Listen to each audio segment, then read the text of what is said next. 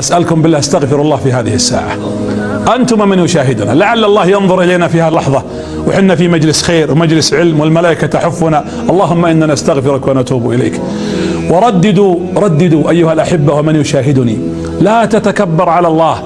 أعظم دعاء في التوبة الذي يقوله النبي: اللهم أنت ربي وأنا عبدك، خلقتني وأنا عبدك، وأنا على عهدك ووعدك ما استطعت، أعوذ بك من شر ما صنعت، أبوء لك بنعمتك يعني أعترف، وأبوء لك بذنبي فاغفر لي فإنه لا يغفر الذنوب إلا أنت.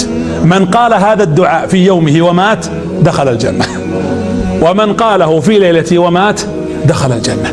رحمة عظيمة. لا تقنطوا من روح الله. قال الله: أسرفوا إيش؟